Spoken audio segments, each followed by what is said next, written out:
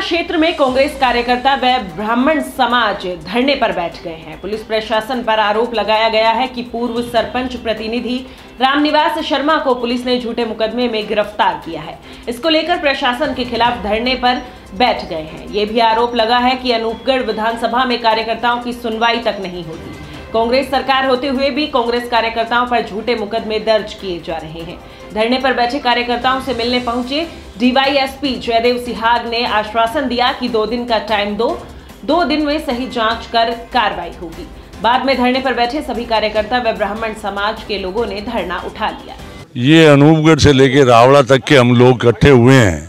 हमारे एक साथी हैं रामनिवास जी शर्मा, पूर्व सरपंच रहे हैं। आप हमारे कांग्रेस के कार्यकर्ता हैं, मौजूद आदमी हैं, लोगों की पंचायती करने वाले आदमी हैं। कोई झगड़ा हुआ रात को, कल रात को पानी मंडी का मामला है जिसमें कोई है उनके साथ मारपीट हुई है। ज़्यादा मारपीट हुई होगी, कोई चोटें काफ़ी आई हैं, पर रामनिवास जी वहाँ कहीं भी नहीं थे। और जैसे ये रात का मैटर है और सुबह 5 बजे जाके पुलिस रामनिवास जी का गेट खटखटाती है और वो बाहर आते हैं कि हाँ जी बोलो कैसे, कि जी गाड़ी में बैठो, काम है, आप हमारे साथ चलिए। रामनिवास जी जब सही थे तो उन्हें कोई डर नहीं, वो इनकी गाड़ी में बैठ के आ गए। घर वाले जब यहाँ पीछे आए कि इस तरह से वो मैटर है, अब रामनिवास जी को लाए हैं, वो इनका नाम ले रहे हैं, 107 151 में लाए हैं और अभी जमानत हो जाएगी, घर भेज देंगे। शाम तक आपके ये घर पहुंच जाएंगे। और अब पता लगा है कि उन्हें 120B में धारा 308 जोड़ते हुए अरेस्ट कर लिया गया है। SC ST की धारा लगा दी गई है कि जो मारपीट हुई थी उसमें रामनिवास जी शामिल हैं। और खुद पुलिस SHO धर्मपाल जी कह रहे हैं कि हमने जो तफ्तीश की, आसपास के लोगों से पूछा तो ये बात कि रामनिवास जी उस झगड़े में वहाँ नहीं थे और हमारे अभी कुछ साथियों ने से हिसाब से ये कहा भी कि 4 साल की लड़की के साथ बलात्कार हो जाता है और 6 महीने कोई मुलजिम अरेस्ट नहीं होते। रोज ऐसे क्राइम हो रहे हैं, कभी मुलजिम को पकड़ा नहीं जाता।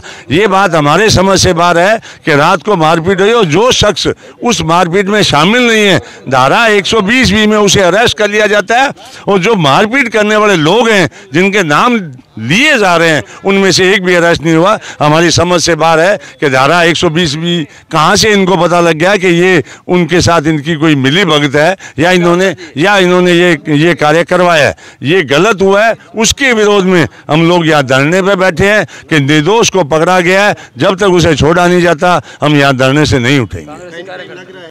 सबसे पहले तो देखिए 2:30 बजे कल रात वारदात होती है और 5 बजे पुलिस उनको गिरफ्तार कर लेती है, रामनिवास जी को। और खुद CI साहब मान रहे हैं कि वो इस घटना में शामिल नहीं थे। अगर शामिल नहीं थे तो सबसे पहले तो अगर वो घटना हुई है तो वो जो मुजरिम है, इन्होंने 5 मुजरिम बताए हैं, सबसे पहले काम तो उनको अरेस्ट करते, उनको अरेस्ट करने के बाद इन्वेस्टिगेशन करते, तफ्तीश होती, उसमें अगर वो रामनिवास जी पाए जाते तो उनको गिरफ्तार करते। उनको जो निर्दोष फंसाया जा रहा है, हम उनको जो फंसाया जा रहा है उनको निकलवाने के लिए हम यहाँ धरने पर बैठे हैं। जब तक पुलिस हमारी सुनवाई नहीं करेगी तो हम यहीं बैठे रहेंगे। रमेश जी हमारे एक साथी हैं जो सरपंच प्रतिनिधि में रहे हैं और पूर्व पंचायत समिति डायरेक्टर भी रहे हैं, बहुत मौजूद आदमी हैं। और उनको इस प्रकार से अरेस्ट करना, 2:30 बजे वारदात होती है और उसमें अभी तक ये भी नहीं पता कि वारदात करने वाले कौन थे। इनको मुख्य मुलजिम नहीं पकड़े गए और उसको ला के 120B में इन्होंने फिट कर दिया। कल पूरा दिन CI साहब हमें गुमराह करते रहे कि नहीं इनको तो वैसे 151 में लाए हैं, पूछताछ के लिए लाए हैं, और जबकि उसकी FIR सुबह ही दर्ज कर ली थी। और शाम को उनको 308 जैसी SC ST जैसी संगीन धाराओं में उनके खिलाफ मुकदमा दर्ज करके और उनको आज जल्दबाजी में फटाफट कोर्ट में पेश कर दिया है। आपने भी देखा होगा रमेश जी कि यहाँ बहुत संगीन अपराध होते हैं। 4 की बच्चियों के साथ रेप भी है और वो मुलजिम 1 साल तक नहीं पकड़े गए। और ऐसे संगीन अपराध हुए कि वो मुलजिम यही खुलेआम घूमते रहे, वो नहीं पकड़े गए। और वो एक जनप्रतिनिधि आदमी और एक मौजूद आदमी, उसको एक इतने बड़े क्रिमिनल की तरह लाकर इस प्रकार अरेस्ट करना, हरेसमेंट करना और फिर उसको फटाफट जेल भेज देना, इससे हमें ये लगता है कि ये हमारे SHO साहब किसी बड़े प्रेशर में काम कर रहे हैं। तो उनके खिलाफ हम अन्याय नहीं होने देंगे और इसकी लड़ाई लड़ेंगे। हम पूरे कांग्रेस के जो कार्यकर्ता हैं, पूरी विधानसभा के कार्यकर्ता इकट्ठे हैं और जब तक ये इस बात का कोई समाधान नहीं होता तो हम ये धरना जारी रखेंगे। हमारा ये वीडियो आपको पसंद आया हो तो लाइक और शेयर जरूर करें और हाँ, हमारे चैनल को सब्सक्राइब और फॉलो करना बिल्कुल ना भूलें ताकि देश और दुनिया की कोई खबर मिस ना हो।